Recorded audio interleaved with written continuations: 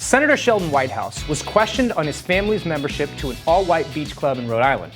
Let's take a listen to that conversation. Okay, back in 2017, you had expressed concerns about the membership of the all-white Bailey's Beach Club, said that you hoped it would become more diverse. Now, your family's been members, your wife is one of the largest shareholders. Has there been any traction in that? Are there any minority members of the club now? I think the people who are running the place are still working on that, and I'm sorry it hasn't happened yet. Do you have concerns in 2021? I mean, obviously, it's been 4 years. You had remarks on the floor following the deaths of Breonna Taylor and George Floyd saying, hoping to root out systemic racism in the country. Your thoughts on an elite, all-white, wealthy club, again, in this day and age? Should these clubs continue to exist? It's a long tradition in Rhode Island, and there are many of them. I think we just need to work our way through the issues. Thank you.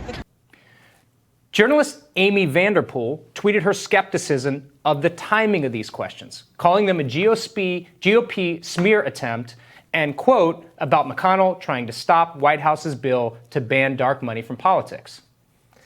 Joining us now to discuss is Washington editor at Spectator USA, Amber Athey. Amber, thanks for being with us. Amber, what's your opinion here? Is this a smear campaign, or is this just a membership in a club that is very clearly not diverse?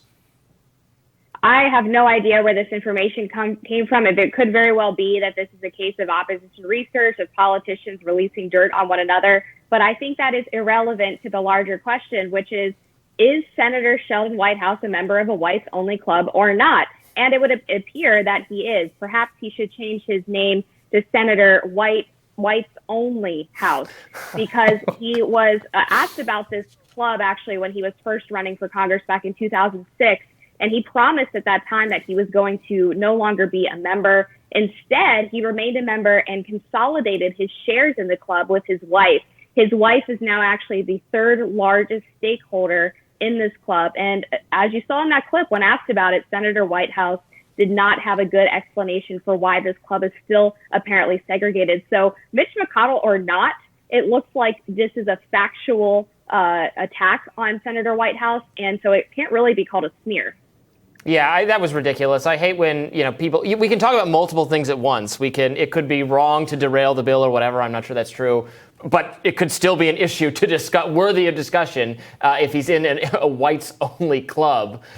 Trump Jr. weighed in, actually, saying, has Sheldon Whitehouse resigned from this racist and segregationist beach club yet? Have the media even asked him that simple question? Have the media called the club to ask how these policies could stand in 2021? Are there protests in front of the club? Where's the outrage? And, I think that's kind of fair, because we see how the media handles every single issue that has any sort of racial tinge to it whatsoever. We have think pieces, we have denunciations. Obviously, Don Jr. is a political operative, just trying to make the Trump family and conservatives look good. But right? Am I wrong, Amber? We know the unfairness of the media on issues exactly like this. You are not wrong. There is obviously a double standard here. The fact that he was able to remain a member of this club for 15 years without being asked about it is pretty stunning. And this is the party, the Democratic Party, that also has Ralph Northam, who has been accused of either wearing a KKK hood or blackface. You have Hunter Biden, the president's son, saying the N-word in text messages.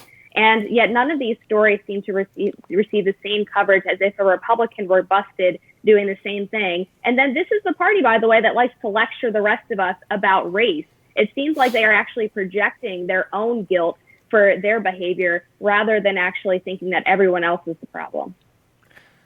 Yeah, look, I think that's maybe a bridge a little bit too far, Amber. And look, I think us using Donald Trump Jr.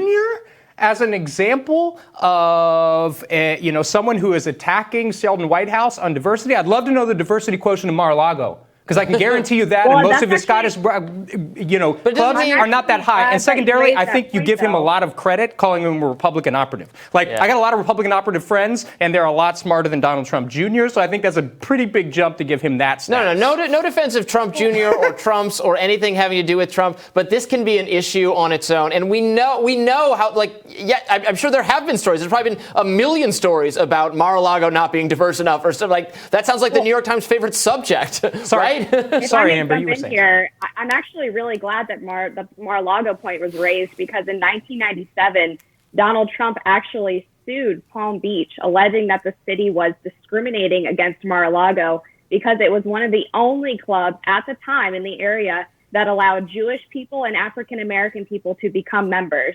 So I'm sorry, but that comparison does not hold up at all.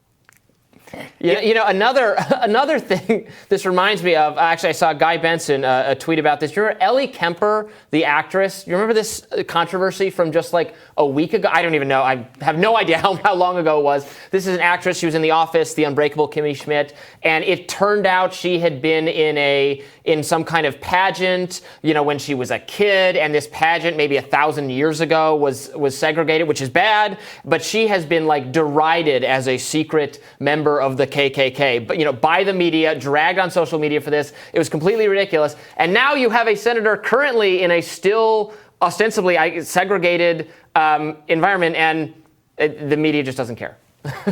Yeah, well, look, I think it's a good point. Where is the outrage?